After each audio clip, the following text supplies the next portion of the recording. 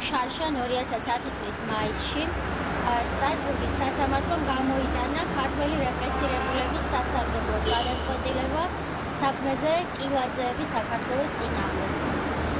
ამ გადაწყვეტილების აღსრულება დაიწყო იუსტიციის სამინისტრომ ევროსაბჭოს მინისტრთა კომიტეტის ზედამხედველობის ქვეშ და არა მხოლოდ 8000 евро გადაუხადა ძმებ კილაძეებს მორალური ზიანის სახით, არამედ მიიღო მთელი რიგი საკანონმდებლო ცვლილებები მინისტრთა კომიტეტის მოთხოვნით.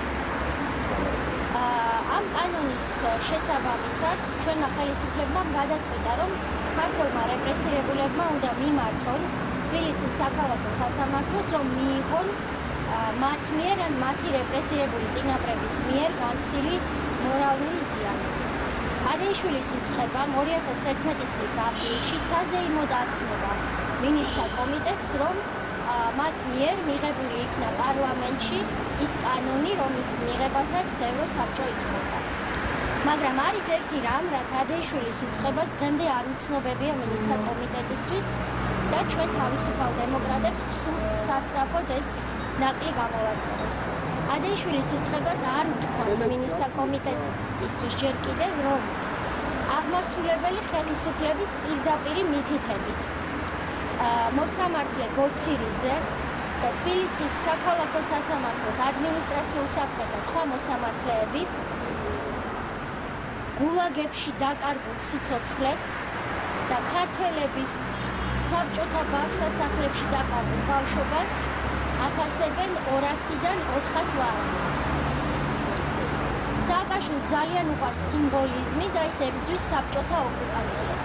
მან საზეიმით გახსნა ეს მუზეუმი მისთვის ჩვეული სიმბოლისტური სტილით, მაგრამ მე მინდა მას ვუთხრა, რომ საბჭოთა ოკუპაციის შედეგებთან ბრძოლა არ ხდება სიმბოლიზმით და მუზეუმების გახსნით. საბჭოთა ოკუპაციის შედეგებთან ბრძოლა ხდება რეპრესირებულების მოვლით, მათზე მზრუნველობით და დაახლოებით 12000 რეპრესირებული, რომელიც საქართველოს დღეს ყავს, არის თითქმის ყველა პენსიონერი. ჩვენ ვიცით, როგორ უჭირთ დღეს პენსიონერებს და სააკაშვილი მათ სიცოცხლეს აფასებს 200 ლარად, მაშინ როდესაც ევროსაბჭომ მინიმალური მორალური ზიანის ანაზღაურება დაადგინა 4000 евро სოდენობით და სააკაშვილი დღეს თავის თავს ულოცავს 10 ლარით პენსიის მომატებას. სინამდვილეში ეს არის რეპრესირებულების და პენსიონერების დაცინვა.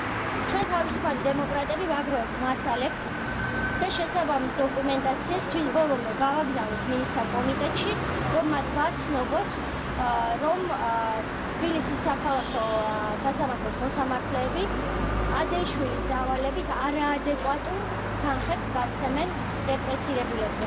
კილაძეების საქმე არ აქვს ჯერ დახურული მინისტრთა კომიტეტს, ამიტომ ჩვენი მადანი მიმართვა იქნება დროული და შედეგს აუცილებლად გამოიწვევს.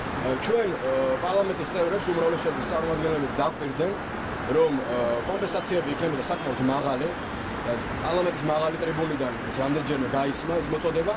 სინამდვილეში ყველაფერი აღმოჩნდა ფარსი. ფარსი, ტყუილი და პიარზე გათვლილი. ადამიანები, ათასობით ადამიანი დღეს დგას სასამართლოს კარებთან, შეაქვთ ადამიანებს არჩევლები იმის იმედით, რომ აიღებენ ღირსეულ კომპენსაციას და იღებენ 100 ლარს და 200 ლარს. ნაცვლად იმისა, რომ აიღონ ათასობით ლარი, რომელიც მათ ეკუთვნით.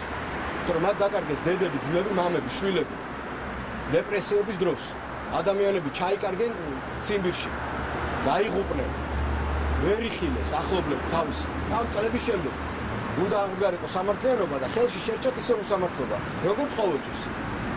ნაცვლად იმისა, რომ ჩაიყაროს მილიონები ამ გიჟურ პროექტებში, ჯობია ჩვენ დავაკმაყოფილოთ ის ხალხი, ვინც ღირსეულად ემსახურა თავის ქვეყანას და ვინც უახლოესი ადამიანები დაკარგა რეპრესიის წლების დროს. ეს ადამიანები ფაქტიურად შეეწირნენ თავიანთ სამშობლოს. მაგრამ სანაცვლოდ მიიღეს ისევ ტყუილი, ისევ ცინიზმი, ისევ უაზრო პიარი გათვლილი ერთ დღეზე და ერთ წუთზე, რომელზეც მუშაობს მიხეილ სააკაშვილი და მისი ხელისუფლება.